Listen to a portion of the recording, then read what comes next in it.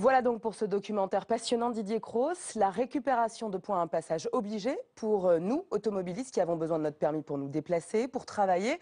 Chaque année, près de 12 millions de points sont perdus en France depuis son instauration en 1992.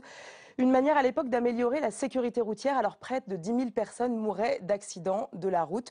Aujourd'hui, près de 3 300 personnes se tuent encore sur les routes de France. Comment améliorer encore ces chiffres ?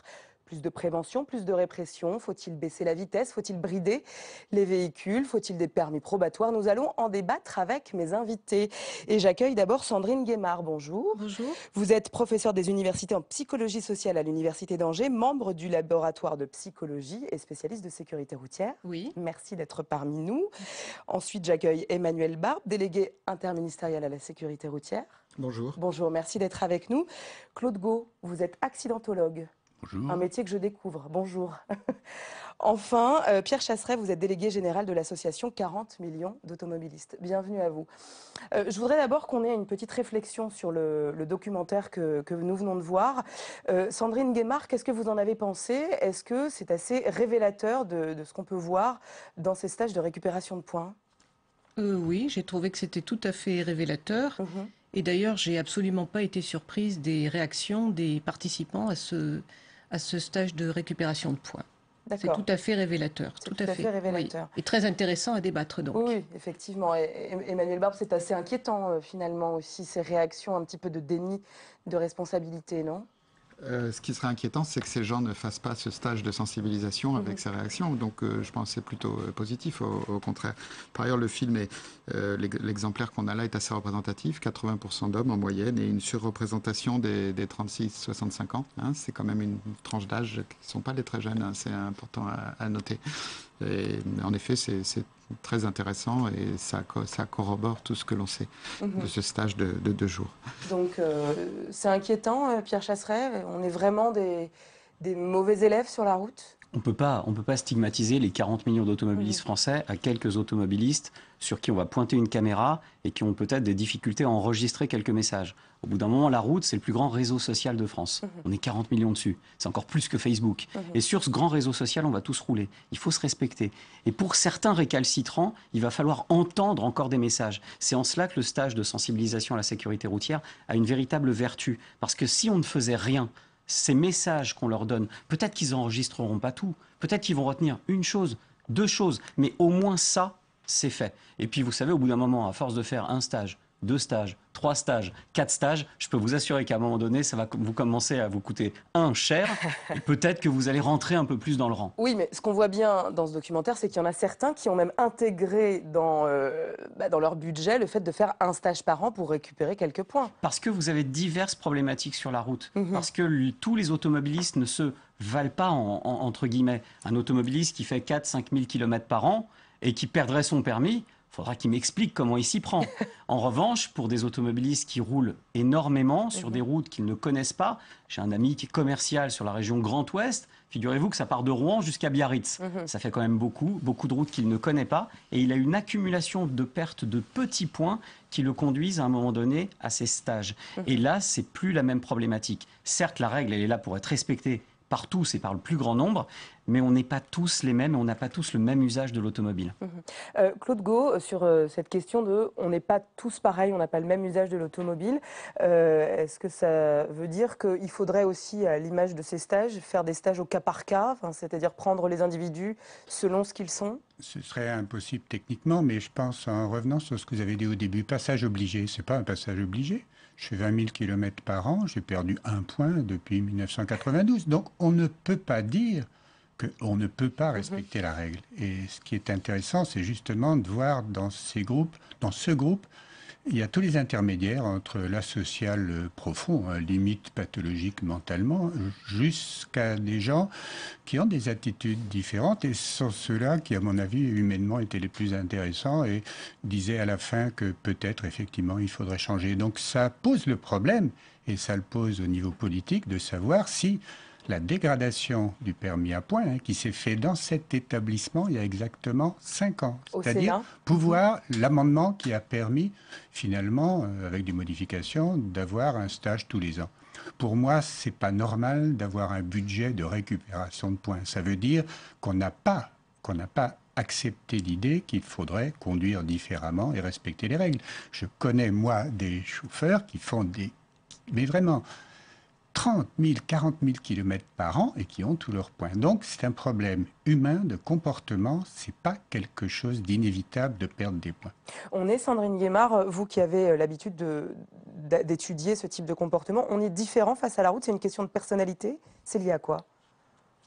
C'est beaucoup plus complexe que ça parce que, en fait, vous avez des facteurs qui sont certes des facteurs, on va dire, individuels, sur le plan psychologique, qui sont des facteurs de personnalité, mais il y a aussi des facteurs qui sont des facteurs qu'on appelle groupaux, c'est-à-dire collectifs.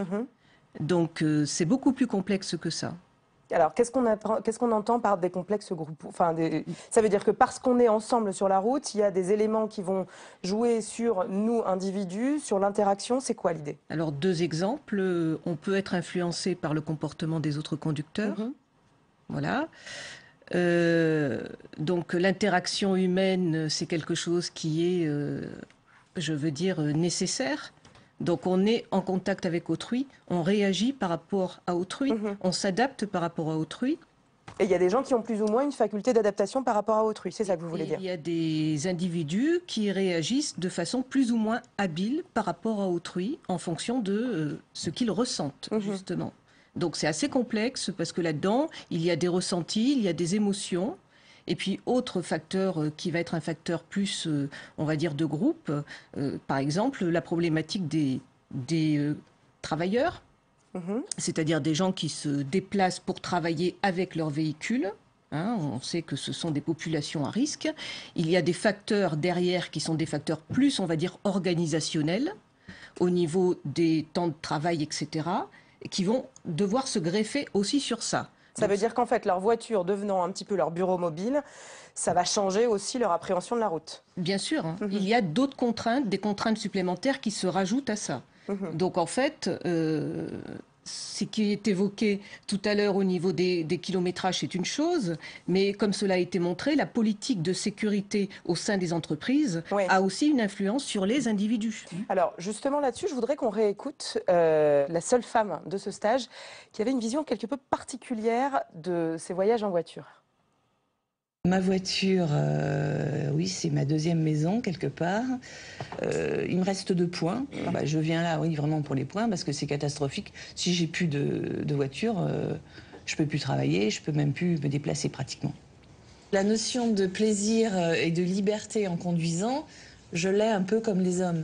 C'est marrant cette identification. Mais bien sûr, parce que je travaille avec la voiture. Je vis depuis toujours dans un milieu d'hommes, donc j'ai aussi un comportement atypique. Pierre Chasseret, c'est quand même fou de se dire je vis dans un milieu d'hommes, je fonctionne comme un homme au volant de ma voiture. C'est ça que ça représente finalement. Il y a une symbolique derrière cet engin. C'est quelque chose qui est lié à la liberté, c'est quelque chose qui renvoie en fait à un plaisir.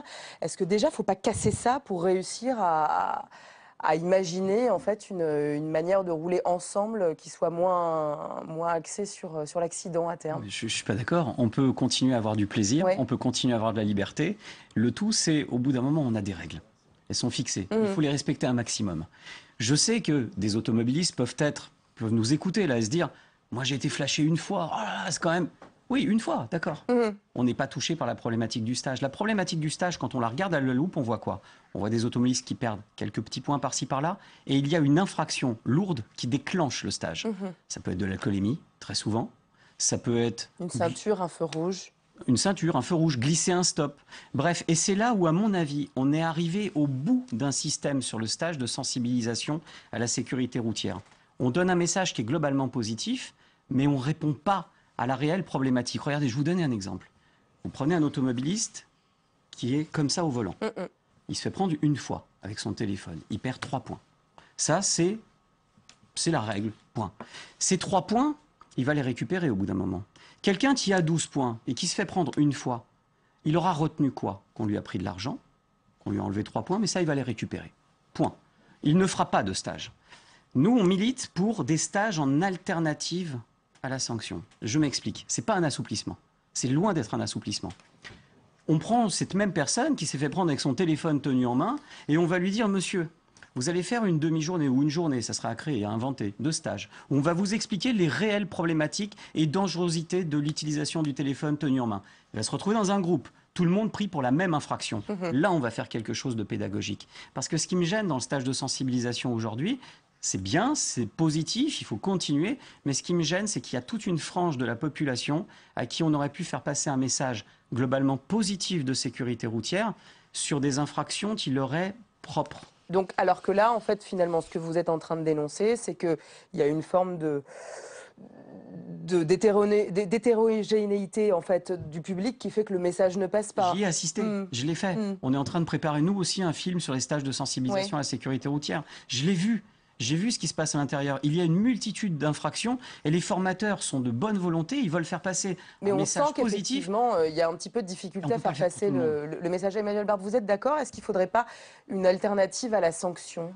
Bon, d'abord, elle existe. Hein, il exige un certain nombre de contrôles où on ne sanctionne pas les gens. Les gendarmes les emmènent dans des zones où on les sensibilise aux problématiques de la sécurité routière, par exemple les effets de la vitesse, de l'alcool, etc.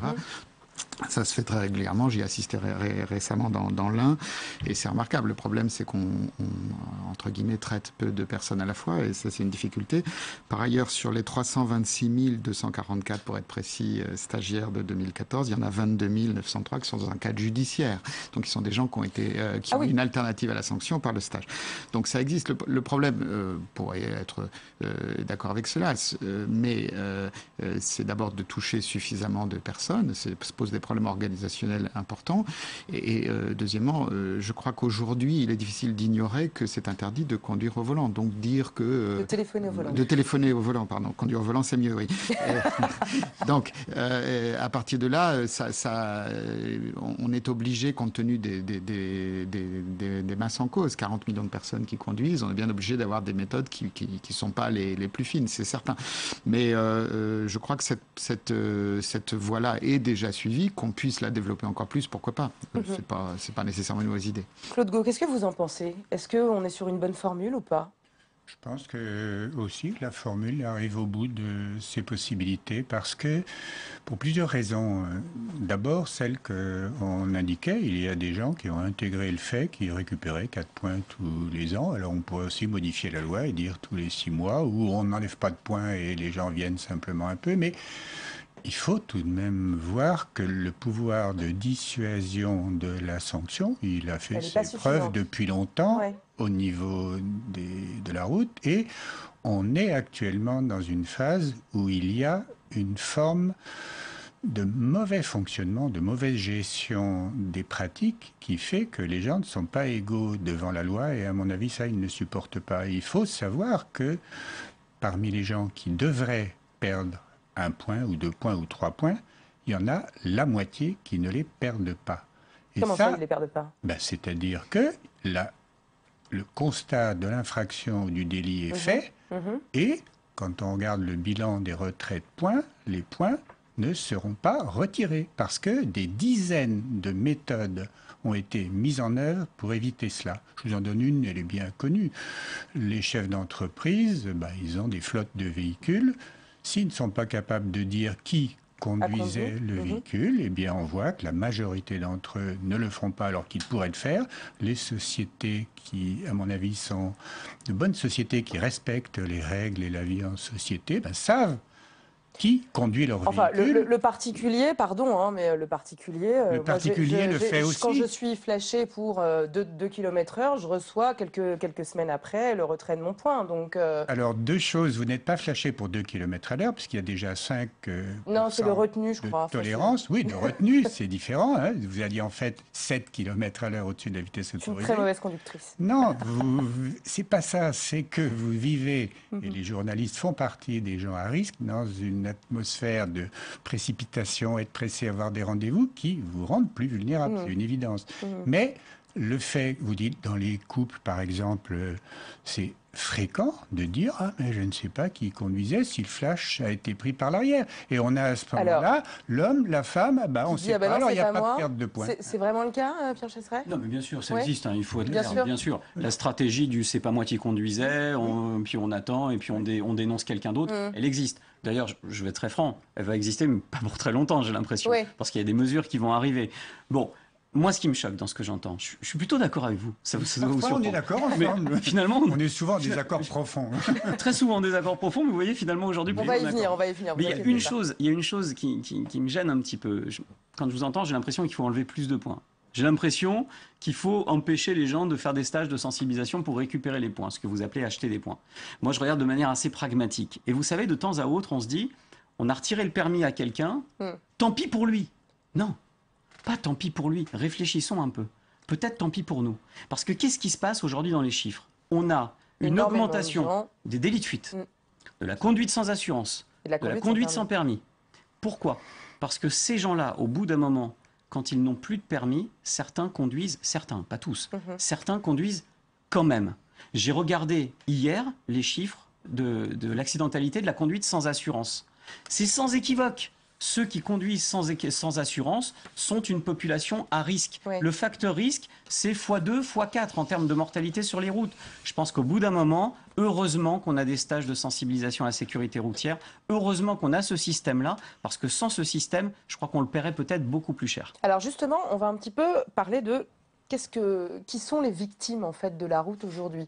On parle des 18-24 ans. Est-ce que c'est effectivement cette tranche d'âge qui est la plus touchée par les accidents mortels, ou est-ce qu'on voit que ça finit par toucher aussi une plus grosse partie de la population? Emmanuel Barbe. Assurément, les jeunes, par rapport à ce qu'ils conduisent, sont les victimes privilégiées, si on peut appeler ça comme ça. Ce sont des victimes très importantes, sont surreprésentées dans la mortalité. Et au sein de cet âge, il y a aussi les motards qui sont, par rapport aux kilomètres qu'ils parcourent, extrêmement surreprésentés. On voit monter aujourd'hui une catégorie de victimes de la route au sens large chez les personnes plus âgées, qui sont souvent des victimes aussi en tant que piétons. Quand vous dites plus âgées, c'est à partir de quel âge? On prend des catégories statistiques au-delà de 65 ans, et puis il faut distinguer au-delà de 75 ans. Maintenant, en termes, toutes ces statistiques sur la route sont compensées par les grands nombres, ce qui fait que la tranche d'âge du milieu est évidemment en nombre, en valeur absolue, la plus élevée. Ici, ce qui me frappe dans ce film qu'on a vu, c'est tout de même de voir que c'est beaucoup d'hommes et d'un certain âge, je l'ai dit à l'instant, et ça, c'est assez caractéristique. Autrement dit, la violence routière, le problème du mauvais comportement routier est quand même un comportement très largement d'hommes. Et c'est vrai que ça, il faut le souligner. Et c'est un aspect qu'il faut prendre en compte dans l'évaluation des mesures qu'on doit prendre. Et puis, je voulais revenir aussi sur ce problème que soulevait le professeur Gau sur les points. Il a tout à fait raison de dire qu'il faut lutter contre le fait de passer les points. Ne pas s'acquitter de ce qu'on doit et aider les autres à le faire, par exemple dans la gestion familiale des couples, dans les couples du point, dans les entreprises. On se refile les points Moi, j'ai souvent dit que les syndicats devraient s'emparer de cette question pour empêcher les entreprises de prendre à leur charge la perte des points. Parce qu'à la fin, qui est victime d'un excès de vitesse, ce sera soit celui qui fait l'excès de vitesse, soit celui qui sont sur sa route, mais c'est certainement pas une bonne chose pour le salarié lui-même. Donc il faut assurément avancer sur ces questions et faire en sorte que l'égalité devant la loi soit respectée. Je pense aussi aux étrangers qui foncent sur nos routes et c'est une question... Alors ça, normalement, au niveau européen, c'était censé être pris en compte. Il y a une directive qui s'en occupe, qui permet des échanges avec un certain nombre de pays. C'est progressif parce que tous ne sont pas dans le système, ça va venir, mais pour l'instant, c'est juste une perte de points, d'argent, c'est une amende, mais c'est pas une perte de points. Donc il faut travailler sur cette voie-là pour que, non pas, comme disait Pierre Chasseret, supprimer le nombre de points. Je pense qu'il baissera tout seul si on arrive à travailler sur l'égalité devant les points. Et je rejoins totalement le discours du professeur Gau là-dessus, et le gouvernement va s'y employer. Alors, moi, je me tourne vers Sandrine Guillemard. Quand on dit que les populations à risque sont essentiellement des hommes, pourquoi? Les femmes sont responsables plus tôt. Cette responsabilité qui grandit dans un processus de socialisation au niveau des familles explique aussi que les femmes sont ce que l'on appelle plus internes plus tôt. Alors, plus interne, moi qui suis très bonne en psychologie, interne, ça veut dire plutôt, qu'elles sont plus matures, qu'il y a une forme de capacité à appréhender son environnement, c'est quoi? Non, c'est-à-dire qu'elles font plus de liens entre elles-mêmes et ce qui leur arrive que les garçons. Alors là, c'est-à-dire, Claude Gau, peut-être que... Je voudrais le dire à travers, ça fait à peu près 45 ans, bientôt 50 ans que j'étudie les accidents, quand on regarde la différence entre les sexes et entre jeunes et vieux. Il faut bien voir que quand l'accidentalité globale diminue, ces proportions-là restent les mêmes, c'est le nombre qui diminue.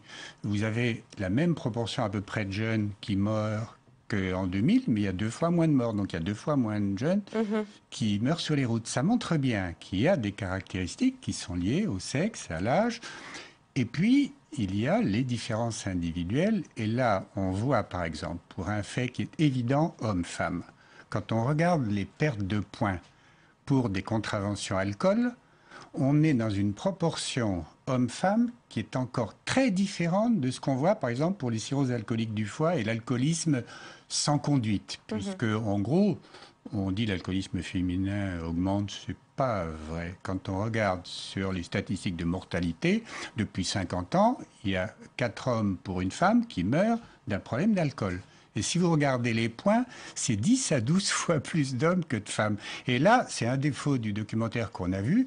On ne voyait pas aborder le problème de l'alcool. Mais je suis d'accord, là, avec ce que disait Chasseret, que dans ce cas-là, il faudrait qu'il y ait des stages qui soient uniquement des stages alcool. Alcool, et téléphone en au gros, volant. je ne suis pas contre les stages, je suis contre la répétition des stages qui permettent de regagner 4 points à des gens qui vont vite. Donc, sur les jeunes, sur les femmes, il y a des différences de comportement. Mais sur les femmes, il y a un point mais qui est fondamental, c'est que en ce qui concerne la prise de risque en général, les femmes prennent beaucoup moins de risques. Pourquoi est-ce qu'elles ont une espérance de vie beaucoup plus longue que chez les hommes? Parce qu'elles conduisent mieux. Non, c'est que dans tous les cas de comportement, elles savent se préoccuper, elles ont un signe, elles vont voir un médecin, là où un certain nombre d'hommes resteront accrochés à leur comptoir de bar en disant « j'ai pas grand-chose » et quand ils iront voir leur médecin, ce sera trop tard. Ce sera trop tard. Quels sont, justement, on parlait de la vitesse, on parlait de l'alcool, est-ce que ce sont les 2 principaux critères des accidents aujourd'hui?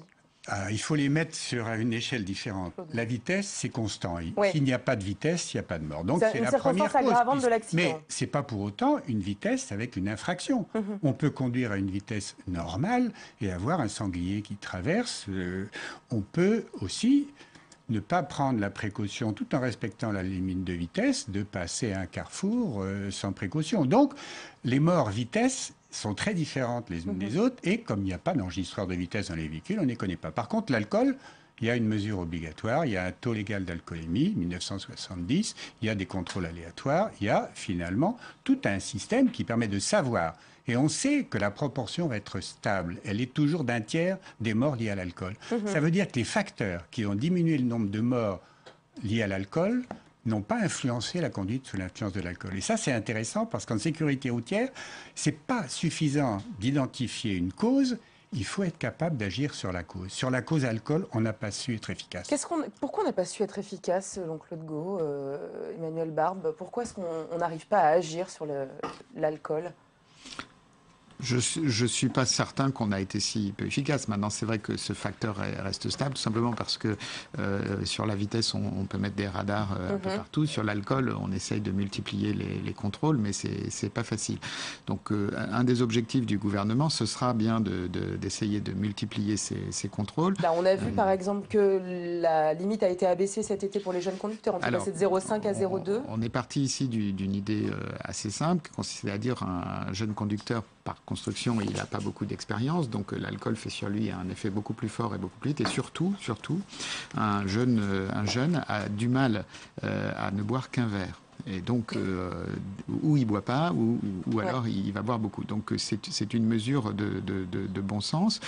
Maintenant, l'alcool, c'est sur une prise de conscience, à mon avis, qui a quand même progressé ces dernières années. Aujourd'hui, quelqu'un qui reprend le volant et qu'il est évident qu'il a un peu bu, il est mal vu. Est-ce que ça va encore dans la société jusqu'à lui prendre ses clés ou à le faire dormir chez soi, comme le préconise la sécurité routière dans certains milieux? Oui, c'est clair. Donc, on a progressé. Mais maintenant, c'est vrai que la la part en valeur proportionnelle, comme disait le professeur Gaulle, ne bouge pas. C'est un invariant qui est, sur lequel il faut lutter, mais c'est difficile. Vous savez, faire des comparaisons avec les pays étrangers, ça a toujours une limite. Ça, c'est sûr. Parce que la France n'est pas l'Italie, n'est pas l'Angleterre, n'est pas l'Allemagne. C'est une réalité. En revanche, moi, il y a quelque chose qui m'inquiète et qui m'effraie. Quand je regarde la proportion d'alcool, d'alcoolémie, présente dans les accidents mortels, un tiers, ça fait peur. Et je me dis, là, il y a quelque chose d'inacceptable.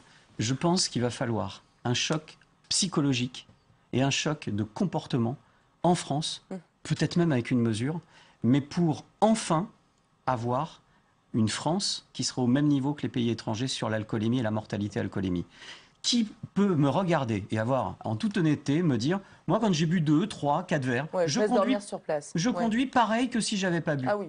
Personne. Il faut être honnête. Moi aussi, ça m'embête de temps en temps, je suis amateur de bon vin, moi, ça m'embête de temps en temps d'être à table et de me dire, je vais conduire derrière, je ne vais pas boire. Elle me plairait bien, la bouteille. Je ne le fais pas. Je le fais pas, je baigne dans le milieu, je le sais, il faut pas. Ça trouble notre comportement. Et je pense qu'il va falloir très vite, en France, un choc de comportement sur l'alcoolémie. Est-ce que le choc de comportement, c'est les éthylotests au démarrage? Oui, ça peut être l'éthylotest anti-démarrage pour les récidivistes, mais pas pour tout le monde. Quelqu'un qui ne boit pas au volant, qui est déjà responsable au volant et raisonnable, on ne va pas lui infliger une peine pour une frange de la population qui ne respecte pas les règles. Une mère de famille qui va chercher ses enfants à l'école, on ne va quand même pas la faire souffler pour démarrer le véhicule, parce que ça a un coût, ce produit. Surtout. Oui. Là, je trouve que l'éthylotest anti-démarrage est un très bon exemple du fonctionnement de notre système et de la qualité du fonctionnement de notre système. On est d'accord que on ne peut pas l'appliquer à tout le monde. On peut le faire pour des conducteurs de cars scolaires, mais quelqu'un qui ne boit pas, il y a tout de même une contrainte qui est une contrainte, même si elle est de quelques dizaines de secondes, qui n'est pas acceptable.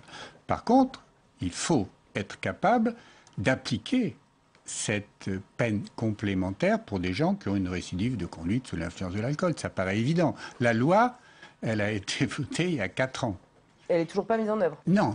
C'est pas qu'elle n'est pas mise en œuvre. Elle peut être mise en œuvre, mais elle n'est pas mise en œuvre pour des raisons organisationnelles. On n'a pas su faire des contrats avec les grandes entreprises qui fournissent en gros tous les accessoires automobiles. Il y en a des centaines de bonne qualité. Alors il n'y aurait que 35 entreprises capables de fournir à ce tous genre de les choses. juges, vous avez dans votre sort la possibilité de le faire, et puis ensuite former les juges. Les juges sont très mal formés à l'accidentalité. Moi, j'ai fait un peu de formation à l'école de Bordeaux. C'est atterrant, alors que c'est un des domaines où il y a le plus de travail pour les magistrats. Donc vous voyez, dernière chose en ce qui concerne l'alcool, vous voyez le chiffre contravention délit, chaque année c'est environ 250 000. Et on a quelques dizaines de personnes avec des éthylotestes anti-démarrage. Ça, c'est la faillite d'une pratique de gestion. Si l'administration fonctionnait comme des entreprises qui ont des contraintes avec des obligations de résultat, on aurait un changement total de l'accidentalité. Emmanuel Barbe, qu'est-ce qu'a fait l'administration? Ça a l'air simple comme ça sur le papier. Alors tout a l'air toujours très simple sur le papier. Ici, lorsque la loi a été votée, nous avons rencontré des difficultés énormes à la fois de trouver des fabricants. Il n'y en a qu'un seul actuellement sur le marché. Et son produit était très difficile à homologuer par rapport aux critères français. Donc tout cela a pris du temps, sans doute trop, mais les démocraties, il ne faut pas jeter leurs règles aux orties immédiatement. Non, mais pendant ce temps-là, on a quand même des morts sur les routes. Vous avez tout à fait raison, vous avez tout à fait raison, mais nous avons aussi des règles et au nom de la lutte contre l'insécurité routière, il ne faut pas non plus qu'on bafoue nos règles, ça me semble normal.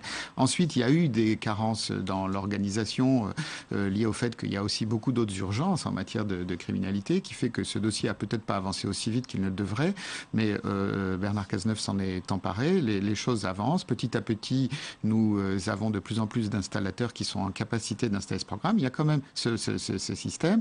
Il y a quand même une chose qu'il faut que je souligne et qui n'a pas été évoquée à l'instant, c'est que lorsque l'on prononce ces condamnations, souvent une grande proportion des condamnés choisissent de ne pas installer ces systèmes parce qu'ils sont trop chers. Alors la question est, est-ce que la collectivité doit financer ces systèmes? Ça se discute parce que ça coûte environ pour les particuliers 1 500 €. Voilà, donc c'est des questions qui sont un peu compliquées. Cela étant, l'EAD est une très bonne mesure, l'éthylotest anti-démarrage. Il faut très certainement l'étendre parce qu'en l'étendant, on fera baisser ses prix et donc on incitera les gens à s'en occuper. Et je crois que c'est une voie dans laquelle résolument nous souhaitons nous embarquer. Alors, il y avait une autre voie qui aurait pu être possible, mais alors il semblerait que ce soit compliqué. Je voudrais qu'on réécoute l'un des stagiaires que l'on a vu dans le documentaire qui parlait de la possibilité de brider les voitures. Moi, je veux savoir pourquoi on nous vend des voitures qui dépassent les 130 km/h alors que nulle part on a le droit de dépasser ça. C'est vrai, oui. Est-ce qu'on peut faire confiance individuellement à chacun pour être totalement raisonnable? La seule façon de le faire, c'est de mettre entre les mains des gens des véhicules qui se conduisent pas vite, qui montent pas dans les tours, et puis qui se conduisent raisonnablement, comme on veut que les gens conduisent. Pourquoi on vend des voitures qui sont pas limitées à 130? La réponse est très simple, c'est parce qu'on les achète. Oui, puis parce qu'il y a des intérêts, une industrie automobile, et que personne n'aura le courage de limiter, de brider les moteurs à 130. Point, voilà, c'est tout. Alors, je vous voyais rire, Claude, pendant l'extrait. C'est un problème dont je me suis occupé allant jusqu'à un recours devant le Conseil d'État pour obtenir qu'on ne délivre pas de certificat d'immatriculation à des véhicules qui vont trop vite, puisqu'on a une disposition du Code de la route disant que les véhicules doivent être conçus pour assurer la sécurité. À l'évidence, quand on avait montré dans le livre blanc de sécurité routière 88 que les véhicules les plus lourds, les plus puissants, tuaient et blessaient 16 fois plus que les véhicules les plus raisonnables. Oui, mais alors, pourtant, j'ai lu quelque part, que c'est aussi grâce à la sécurisation de ces véhicules qu'on avait moins de morts sur les routes. C'est évident. Bah oui. Mais dites, j'ai travaillé avec les constructeurs toute ma vie pour améliorer les structures de véhicules. Oui. Heureusement qu'ils ont contribué à la division par 17 de la mortalité au kilomètre parcouru. Mais en ce qui concerne la vitesse, on connaît l'obstacle, c'est l'Allemagne. L'Allemagne, vraiment, a gagné beaucoup d'argent et parce que l'Allemagne vend des véhicules lourds, rapides, d'une très bonne qualité. Et très grande marque. Quand la France avait demandé, parce que la France l'a demandé, au début des années 2002, qu'il y ait un débat européen pour limiter la vitesse à la construction, parce qu'on limite les poids lourds, c'est descendu à 3,5 tonnes, on limite les scooters, je dis même les tondeuses à gazon, si elles pouvaient aller à 50 à l'heure, il y aurait beaucoup de jardiniers du dimanche entourés autour des arbres. Donc on est avec une situation où on accepte le danger inutile. Il y a une forme d'hypocrisie. Et ça, c'est l'Europe qui est responsable parce que la France n'a pas la possibilité d'agir. C'est une question de business, quoi. Donc, exactement, d'argent. Vous savez, j'aime bien être pragmatique. Ouais. Qu'est-ce qui se passe avec les petits scooters qui sont bridés à 45, 50 ? On les débride. Ah oui, ça fait du bruit. Donc demain, vous bridez une voiture à 130, qu'est-ce qui se passe ? On va les débrider. On les débride. Voilà, c'est terminé. Confisque, elle ne sera pas débridée. Mais confisquée. Mais oui, confisquée. Écoutez, monsieur Gault.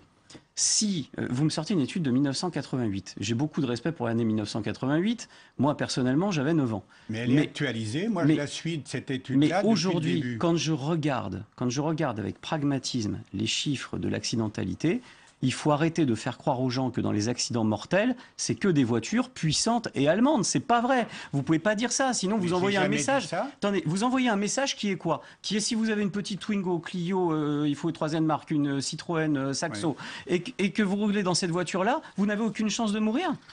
Moi, je trouve que ce qui est intéressant dans la réflexion de ce monsieur, d'abord, c'est un syndrome qu'on trouve dans la sécurité routière, qui est la paille et la poudre.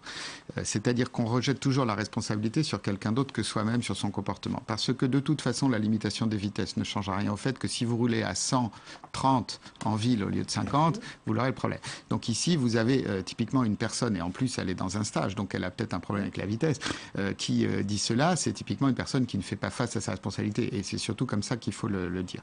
Moi, je dois dire une autre chose. Je n'ai pas d'option sur ce débat en particulier, mais d'abord c'est respectable l'intérêt d'une industrie automobile qui marche en tant que telle. Mais je crois surtout que nos problèmes en sécurité routière viennent d'abord de la responsabilisation des personnes. Si un matin, quelqu'un qui part au travail à 5 heures ne s'attache pas dans la cour de sa ferme au fin fond de la Beauce, je ne vais pas mettre un policier, ni avoir un système qui lui met automatiquement une ceinture et qui le bloque. Donc vous voyez bien que de toute façon, les résultats ne pourront être obtenus que par une modification du comportement. Et c'est à ça qu'on doit attendre. Alors maintenant, je pense que quand on roule sur nos autoroutes, on voit aussi que beaucoup de gens respectent les vitesses. Et je crois que c'est un point qui est important à souligner. C'est que nous devons lutter contre un certain nombre de comportements déviants. Ce stage montre des gens particulièrement problématique sur la vitesse. Ils ne parlent pas de l'alcool, alors que, probablement parce qu'ils n'ont pas voulu être filmés, ceux qui avaient ce problème. Mais c'est par la responsabilisation qu'on pourra lutter contre ces phénomènes. Et donc, je ne crois pas trop au côté mécanique, même si peut-être qu'un jour, c'est la voiture autonome qui mettra tout le monde d'accord. Sandrine, un instant, je voudrais justement pouvoir entendre Sandrine Guémard là-dessus. Comment est-ce qu'on peut améliorer cette prise de responsabilité, cette espèce de prise de conscience nécessaire? Pour moi, c'est quelque part travailler sur justement cette perception du risque. Vous voyez, quand on dit par exemple que le trajet domicile-travail, c'est là où on voit beaucoup d'accidents. Pourquoi? Parce que les individus sont en situation un petit peu automatique. Donc ils font moins attention. Donc ça veut dire qu'à ce moment-là, ils ne sont pas conscients. Ce problème-là, si vous voulez, on le retrouve à d'autres niveaux. Et pour accentuer cette conscience, en fait, effectivement, la question de la responsabilisation, le participant, il est totalement externe par rapport à ce que je vous disais tout à l'heure. C'est quelqu'un qui est totalement externe. Mais les études scientifiques montrent bien que les sujets qui sont évalués comme étant plutôt externes sont plus accidentogènes. Donc plutôt externes, pour être clair, c'est-à-dire des gens qui reportent la responsabilité sur autrui. Sur autrui ou sur l'environnement, sont plus accidentogènes. Donc à ce moment-là, on peut mettre en place quelque chose au niveau de la prévention, par exemple des outils qu'on utilise sur, par exemple, des outils qui vont amener à faire prendre conscience de ce risque et à développer l'internalité. Et ça, on le fait. Ça existe. Ça existe. Et c'est quoi comme outil? Eh ben, en fait, les psychologues travaillent sur ça. Si vous voulez, la problématique au-delà du comportement, on n'est pas des machines. Ce sont les attitudes qui sont derrière. C'est bien les attitudes qui sont en amont, je veux dire. Et là, si vous voulez, il arrive un moment où alors là, on fait du cas par cas. Non, pas nécessairement. Pas nécessairement, puisque la question de la psychologie, si vous voulez, c'est un individu, mais un individu qui est dans un groupe. La question des stages, il y a la question de la dynamique de groupe qui peut être positive comme négative. Effectivement, on ne peut pas faire un travail individuel sur le plan pratique, mais à certains moments, il faut faire un travail individuel. Quand on fait une évaluation d'un conducteur, on fait un travail individuel. Et puis, le problème de la situation de groupe, c'est que ça inhibe complètement la problématique de la désirabilité sociale. Moi, je pense qu'il faut bien faire la différence entre ce qu'on peut obtenir en agissant au niveau des individus, aussi bien la peur de la sanction que l'éducation, l'information, et ce qu'on peut obtenir par des systèmes automatisés. Parce que on a parlé de la vitesse. Je n'ai pas dit que les véhicules étaient, en gros, les véhicules rapides où on voyait les morts. J'ai dit, proportionnellement, quand on a un véhicule rapide, il y a plus de risque d'avoir un accident et de blesser les autres que si on a un véhicule léger. Mais on a actuellement la réponse. Et la réponse, c'est le système qu'on appelle le LAVIA, c'est-à-dire la limitation automatique de la vitesse à celle qui est autorisée localement. Ce qui fait que vous êtes dans une ville à 50, vous ne pouvez pas dépasser le 50 parce qu'il y a un positionnement par satellite. Et là, c'est là où les contradictions de M. Schaeffer apparaissent. Parce que l'argument qu'il nous explique, qu'il vous explique, pourquoi il est contre le LAVIA alors que c'est un système qui simplifie la vie et il n'y a, plus de radar. Il n'y a plus de radar. Les véhicules ne peuvent pas dépasser la vitesse autorisée localement. Encore une fois, vous savez, je suis très pragmatique. Je regarde les études, j'ai regardé quelque chose sur le simple régulateur de vitesse. Et on m'a appris que tout ce qui vient apporter une aide de ce type-là, mais qui déresponsabilise l'automobiliste un peu au volant, peut être accidentogène. Parce qu'il y a une perte de... Je me pose... Il y a une réalité. Monsieur Gau, vous avez raison sur un point. Vous avez raison sur un point. Moi, un automobiliste qui roule à 90 en ville, mais je vais vous dire franchement, mais tant mieux qu'on le prenne, qu'on le pique. Ça me gêne pas. Ça me gêne pas. C'est pas un automobiliste, c'est un chauffard. Donc mais vous êtes pour le LAVIA. Mais écoutez-moi, s'il vous plaît, écoutez-moi. Je pense que la clé se situe pas systématiquement dans l'informatisation des systèmes ou en transformant nos voitures en cockpit. La clé, c'est le comportement. C'est pas un four, c'est pas dangereux en soi. Parce que vous n'avez pas, dans l'idée, on ne se dit pas, tiens, je vais ouvrir le four et je vais plaquer ma main dessus pendant 3 minutes. On sait que ça brûle, on ne le fait pas. Ce qu'il faut, c'est modifier le comportement et le rapport à l'automobile. C'est-à-dire, qu'est-ce que je fais de cet engin? Quand j'entends l'automobile, c'est une arme. Mais pas pour tout le monde. Vous avez toute une frange majoritaire de la population qui n'est pas dangereuse et qui fait de son automobile un instrument de plaisir, de déplacement, de ce qu'il en veut. Il y a plein d'usages de l'automobile, mais qui n'ont pas un comportement dangereux. Et ils ne sont pas équipés de limiteurs automatiques de vitesse. Regardez-vous, monsieur Gau, vous n'avez pas de limiteur automatique de vitesse. Mais j'attends d'en avoir un qui est commercialisé. Je vous pose une question. Est-ce que vous avez mes compteurs? J'aurais pu regarder. Oui, mais monsieur Gau, est-ce que vous avez un limiteur de sur vitesse la route, du coup, Comment vous serez moins attentif, vous serez peut-être moins attentif. Au contraire, celui qui a à regarder les panneaux, le compteur, il n'est pas à regarder la route. Non, mais c'est est-ce l'inverse. que vous avez un limiteur de vitesse dans votre voiture? Mais j'attends à la Via. Vous ne l'avez J'ai pas. une voiture Vous êtes d'une dangereux période ou où pas il n'y avait pas de limiteur de vitesse. Je vais vous arrêter sur cette question. Moi, j'aimerais bien, puisqu'on arrive bientôt au terme de cette émission, on sait que les routes les plus accidentogènes sont celles à 90 à double sens, où on se croise avec en plus des platanes, etc. Il était question à une époque qu'on baisse la vitesse de 90 à 80 sur ces portions. Où est-ce qu'on en est, Emmanuel Barbe? Est-ce que ce serait une bonne solution ou pas? Alors, il y a une expérimentation qui a été demandée par le ministre de l'Intérieur sur un nombre de kilomètres égal à 81, qui est en cours et qui a commencé début juillet. Donc, on attend un peu les premiers résultats. Ceux que j'ai, je ne vais pas les révéler, tout simplement, ils sont contradictoires et je pense qu'ils sont juste pas significatifs. Donc, ça n'a pas d'intérêt de le dire. Il est clair que, pour ma part, je ne contesterai jamais que si on arrive à faire baisser la vitesse, on fera baisser le nombre des accidents. C'est une donnée de base de l'accidentologie. La vraie question qui se pose, c'est de savoir, ici, pour baisser la vitesse, faut-il être prescriptif et dire qu'il faut aller à 80 sur certaines routes, à 110 sur l'autoroute, ou faut-il faire respecter les limitations actuelles? C'est ça la vraie question. J'ai tendance à penser, en attendant les résultats de cette expérimentation, que faire respecter les vitesses de façon drastique est une méthode qui fera baisser aussi bien la vitesse tout en restant acceptable. Alors, très rapidement, puisqu'on arrive au terme de cette émission, Pierre Chasseret. Vous savez, 40 millions d'automobilistes totalement opposés à la baisse des limitations de vitesse. Et cependant, quand je regarde l'opinion publique et que je me penche un petit peu dessus, on est tous d'accord pour dire qu'il y a certainement des routes qui ne méritent pas le 90, qui ne méritent même pas peut-être le 70. On va être clair. Vous avez des routes qui méritent de rouler moins vite. Je me dis 90, 80... Oui, c'est pas ça qui va changer. À quoi bon mettre l'opinion publique à feu et à sang pour une mesure qui finalement n'est pas acceptée, pas comprise? Il faut surtout pas la généraliser. Mais par contre, au cas par cas, regardez ce qui se passe sur les routes françaises, ça me paraîtrait être une bonne idée et les préfectures peuvent déjà le faire. Claude Gau, rapidement. C'est simple.